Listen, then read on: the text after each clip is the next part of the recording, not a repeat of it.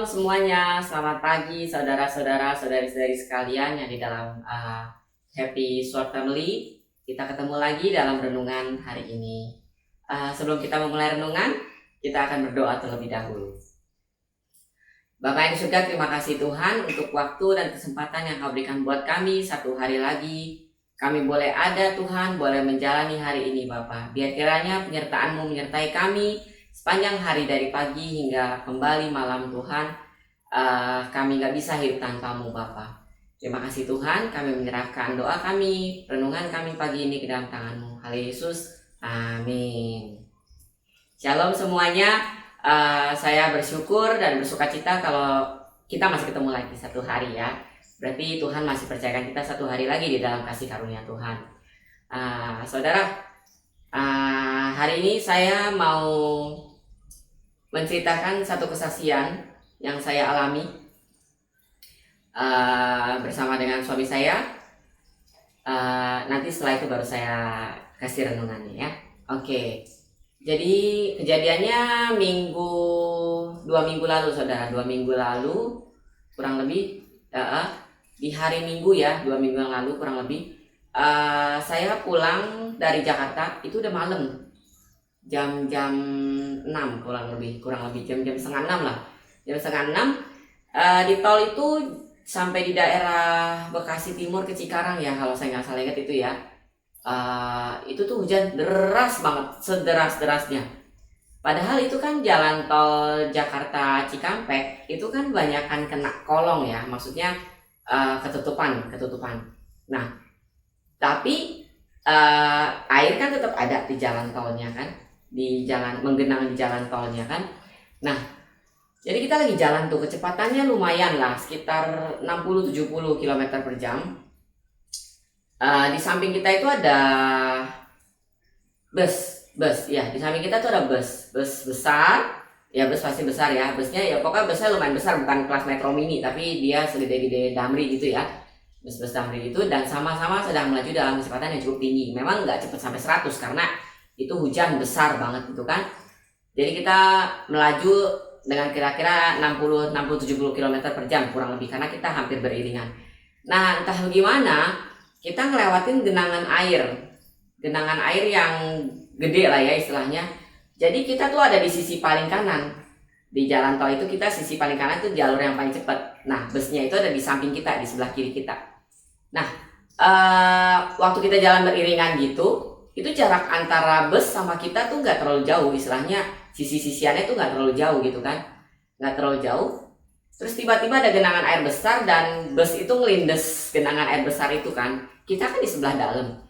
Air dari lindesan, pokoknya jadi bus itu ngelindes airnya itu nyiprat ke kita. Dan itu nyiprat ke kaca, bener-bener bikin kita tuh si Iyo nyetir itu blackout, bener-bener blackout gitu. Ada sekitar 3, 4, 5 detik lah kurang lebih, saat itu bener-bener blackout. Jadi depan kita tuh kita nggak bisa lihat apa-apa sama sekali, benar-benar ketutup banget sama air yang dicipratin sama bus itu gitu loh. Waduh, saat itu saya bilang, aduh Hani serem banget, saya bilang.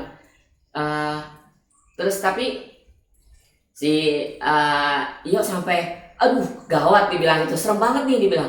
Terus dia coba jaga supaya jalannya itu dia seingat-ingat dia gitu, selurus-lurus yang dia ingat jalannya gitu kan. Karena tuh sampingnya itu kan bus gitu kan. Jadi kalau kita miring dikit gitu, berapa detik itu kalau kita miring dikit, kita bisa keserempet sama busnya gitu loh. Busnya mungkin bisa lihat kita, tapi kita nggak bisa lihat busnya yang di samping kita sama sekali nggak kelihatan. Itu benar-benar blackout. Nah, dengan kecepatan seperti itu, hitungan detik itu sangat berarti. Istilahnya kita kalau nyetir miring dikit ke kiri atau ke kanan ketemu trotoar, kiri ketemu bus gitu kan. Itu sama bahayanya gitu. Dan kita juga nggak mungkin rem mendadak karena takut di belakang kita ada mobil kan. Jadi si Iyo itu benar-benar berusaha untuk menjaga kestabilan mobil dalam kondisi blackout beberapa detik itu. Tapi ya udah, puji Tuhannya setelah kita udah mulai bisa lihat, kita aman gitu kan. Ya itu benar-benar puji Tuhan banget, Habis itu Iyo bilang sama saya gini, untung tadi mami berdoa, dia bilang gitu. Nah, inilah saudara, Saya mau beri judul kali ini untuk renungan saya, judulnya jangan remehkan berdoa. Saudara, kita tuh kadang-kadang ngerasa tuh berdoa itu tuh ya kayak rutinitas, kayaknya penting gak penting, kayaknya ngapain sih dikit-dikit doa, dikit-dikit doa. Nah, waktu kejadian itu saudara, saya udah jalan dari Jakarta, di tengah jalan baru masuk tol dalam kota kayaknya ya, masih di Jakarta. Terus saya sempat berdoa pendek, cuma ngomong gini, Tuhan pimpin perjalanan kami sampai ke rumah dengan selamat. Udah, dan tidak kekurangan suatu apapun. Saya cuma tiba-tiba terlintas gitu berdoa, pingin berdoa. Dan saya berdoa, kata-kata itu aja, cuma Tuhan pimpin perjalanan kami tiba dengan selamat sampai ke rumah tanpa kekurangan suatu apapun. Udah, amin, saya bilang gitu kan. Nah, kita jalan gitu, kita sambil jalan dan tiba-tiba di kilometer kesekian itu kejadian seperti itu. Itu sebuah doa yang singkat sekali yang saya panjatkan, yang saya ucapkan, dan kita nggak tahu, kalau saya pribadi tuh saya sering banget begitu. Tiba-tiba saya keingatan mau berdoa, tuh saya berdoa. Doa-doa yang pendek-pendek lah, tapi yang penting itu selalu ada di dalam kehidupan keseharian saya. Maksudnya entah saya lagi masak atau itu gimana, saya bilang aduh Tuhan tolong ya supaya masakannya bisa enak, biar saya bisa masaknya enak. Atau kadang-kadang saya berdoa buat Jojos anak saya kalau dia mau pergi les, Tuhan doain ya biar Jojos bisa konsen fokus belajar di les, jaga tutup bungkus dia dari penyakit apapun ya, kayak gitu. Atau saya lagi duduk di depan teras pagi-pagi sambil minum kopi sama suami saya berdoa dalam hati, Tuhan thank you ya udah kasih saya satu hari lagi yang baru. Hanya doa-doa singkat saudara. Saya bisa berdoa panjang itu malam mau tidur, itu waktu yang paling itu. Atau kalau lagi saya sendirian gitu kan. Nah, sisanya tuh kebanyakan saya doa yang pendek-pendek seperti itu. Saya banyak doa yang pendek-pendek seperti itu. Nah saudara, saya mau ajak saudara untuk kita harus eling gitu ya saudara ya, bahwa doa itu penting gitu loh. Karena di dalam Alkitab, di dalam firman Tuhan, kalau kita baca dari cerita depan sampai ke belakang, perjanjian baru, perjanjian lama sampai perjanjian baru, itu isinya tuh banyak sekali kata-kata tentang doa. Ya, terutama kalau di perjanjian baru saudara, itu sampai Tuhan tuh mengajarkan kita bagaimana caranya berdoa. Dan Tuhan sendiri memberi contoh untuk selalu berdoa. Dan banyak hal yang terjadi secara luar biasa lewat doa, ya kan? Seperti waktu di Kisah Para Rasul, waktu Roh Kudus itu turun ke atas orang-orang percaya, murid-murid Tuhan, mereka sedang berdoa. Terus mereka juga mengadakan mujizat dengan berdoa, ya kan? Nah, jadi berdoa itu benar-benar powerful dan sangat diperlukan istilahnya. Gak bisa kita nggak ada doa. Kita tuh nggak bisa hidup tanpa doa. Bangsa sehari pun nggak bisa. Jadi jangan saudara meremehkan berdoa itu. Apa sih doa-doa? Emang Tuhan bener ya dengar doa kita? Dia dengar saudara. Dan dengan doa itulah kita bisa banyak hal-hal yang terjadi. Banyak hal-hal yang seperti kalau saya kasusnya diluputkan. Tapi banyak juga hal-hal yang mengubah kehidupan kita, ya kan? Contoh kalau saya kadang-kadang suka berdoa, Tuhan tolong ya berkati usaha kami hari ini gitu kan. Ya memang sih nggak selalu kalau saya mau jujur bilang nggak selalu perekonomian usaha kami istilahnya bagus terus gitu kan. Ada kalanya nggak bagus walaupun kita berdoa. Tapi kita menyerahkan usaha kita itu ke dalam tangan Tuhan. Kita minta Tuhan Yesus yang pimpin untuk setiap apapun yang kita kerjakan. Bahkan ya seperti saya bilang, saya masak pun saya berdoa, karena ya saya nggak tahu ya kalau orang lain, tapi saya ngerasa saya nggak jago masak gitu kan. Jadi saya takut masakan saya nanti keasinan kah, kemanisan kah, kurang mateng kah kalau kita goreng-goreng gitu ya, daging ikan gitu kan, atau bagaimana lah ceritanya. Nah, rasanya nggak pas lah gitu kan. Nah seperti itu gitu loh. Nah untuk hal-hal sepele seperti itu kita perlu berdoa ya. Nah jadi penting sekali untuk kita itu berdoa. Jangan sampai kita pernah meremehkan yang namanya doa. Jangan kita ngerasa doa itu nggak penting. Walaupun doa yang selintas-selintas saudara, tapi Tuhan mendengar. Yang penting itu adalah satu, tulus dari dalam hati kita dan kita sungguh-sungguh. Ya, kalau kita doanya cuma apa gitu asal atau gimana gitu dan kita nggak beriman untuk doa itu, ya repot gitu kan. Nah seperti itu. Tuhan sendiri mengajarkan kita untuk berdoa. Di doa Bapa kami kan, Bapa kami di surga, dikuduskanlah namamu, datanglah kerajaanmu, jadilah kehendakmu di bumi seperti di surga, dan seterusnya dan seterusnya. Nah, saudara, kita setiap orang Kristen doa itu udah kayak udara yang kita hirup. Jadi kita nggak bisa hidup tanpa udara yang kita hirup.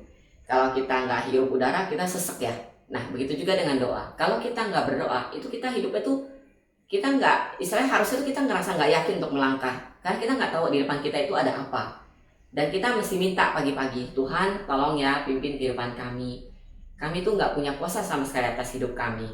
Tuhan yang pegang, Tuhan yang tuntun, Tuhan yang sertai, supaya kami bisa melewati satu hari dengan baik dalam penyertaan-Mu. Nah, seharusnya kita berdoa seperti itu, karena kita benar-benar nggak bisa apa-apa tanpa doa. Ya, selangkah kaki pun di depan kita nggak tahu jalan hidup kita. Itulah pentingnya kita berdoa. Jadi justru di saat-saat saudara itu semakin tidak berpengharapan, semakin merasa saudara itu makin sulit, semakin saudara itu merasa saudara semakin terjepit, semakin saudara tuh harus intens berdoa. Ya, tapi bukan berarti terus kalau kita lagi happy kita nggak berdoa ya, enggak juga gitu kan. Lagi happy pun kita berdoa, mengucap syukur, ya kan? Aduh Tuhan, saya berterima kasih kalau Tuhan kasih saya kangtau hari ini. Tuhan terima kasih kalau saya hari ini masih bisa kerja. Tuhan terima kasih kalau saya hari ini masih boleh sekolah walaupun online. Tuhan terima kasih kalau kita masih bisa datang ke gereja. Tuhan terima kasih kalau kami masih punya kesempatan untuk ibadah online dan sinyalnya bagus. Itu semua ucapan syukur. Tuhan terima kasih kalau kami masih bisa makan. Ya, Tuhan terima kasih kalau kami masih punya beras. Begitu banyak ucapan syukur yang saudara bisa katakan. Apalagi di saat-saat seperti ini, di mana hal-hal yang begitu kecil pun menjadi penting. Nah, disitulah saudara bisa mengucap syukur. Justru dengan kita mengucap syukur lewat doa, Tuhan tuh senang banget. Dia tuh happy banget. Karena gaya hidup Tuhan itu sendiri adalah berdoa. Maka kita sebagai anak-anaknya juga harus punya gaya hidup. Sebagai anak Tuhan kita juga harus punya gaya hidup berdoa. Nah, udah. Saya cuma mau fokuskan pada hal itu saja. Bahwa doa itu penting dalam kehidupan kita. Jangan sampai kita lupa atau kita malah malas berdoa, atau kita merasa berdoa itu nggak ada artinya, atau kita ngerasa doa itu apalah artinya sebuah doa. Itu penting saudara. Ya, gitu aja. Dan saya akan memberikan firman Tuhan yang saya ambil dari Lukas 18 ayat 1. Dikatakan begini, Yesus mengatakan suatu perumpamaan tentang kepada mereka untuk menegaskan bahwa mereka harus selalu berdoa dengan tidak jemu-jemu. Nah, ini saudara ya, saya tadi udah bilang ya, kita nggak boleh sampai nggak mau berdoa. Jadi Tuhan Yesus aja bilang bahwa kita harus berdoa dengan tidak jemu-jemu. Kemudian satu lagi di Lukas 21 ayat 36. Berjaga-jagalah senantiasa sambil berdoa, supaya kamu beroleh kekuatan untuk luput dari semua yang akan terjadi itu, dan supaya kamu tahan berdiri di hadapan anak manusia. Berarti untuk kita bisa tahan melewati hari-hari hidup kita yang makin hancur-hancuran ini, kuncinya adalah berdoa. Karena dibilang gitu apa? Supaya kamu tahan berdiri di hadapan anak manusia, ya kan? Nah, berdoa. Dan satu lagi ayat favoritnya Jojos yang saya ajarkan buat dia pertama. 1 Tesalonika 5 ayat 17. Tetaplah berdoa. Ya, jadi saudara, ini satu tambahan.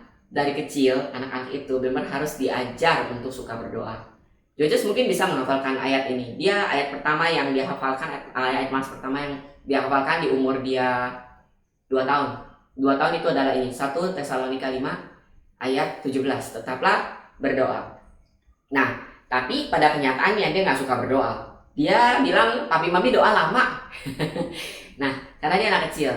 Atau kadang-kadang kalau kita suruh dia berdoa, dia suka terus dia papi mami Jojos nggak bisa doa, dia suka ngerendeng begitu ya. Nah, tapi kita selalu ajarkan supaya dia tuh harus belajar berdoa, harus menyukai berdoa, dan kita juga motivasi dia untuk berdoa. Dan kalau dia berdoa, kita akan selalu puji dia, maksudnya bagus, good gitu kan. Kalau sampai dia bisa berdoa sendiri, kita harus memotivasi anak-anak supaya mereka mempunyai kecintaan akan berdoa. Nggak usah panjang-panjang saudara, anak-anak belum bisa berdoa panjang-panjang. Cukup doa yang singkat, jelas, dan padat. Tapi intinya ajar mereka untuk suka berdoa. Ya, itu aja. Nah, kita akan tutup dengan doa. Kita awali dengan doa dan kita akhiri dengan doa. Itulah doa lagi. Ya, yuk. Bapa di surga, terima kasih Tuhan. Kami tahu doa itu nafas hidup kami. Kami tahu doa itu keseharian kami. Hal yang paling penting di dalam hidup kami Tuhan. Ajar kami untuk suka berdoa.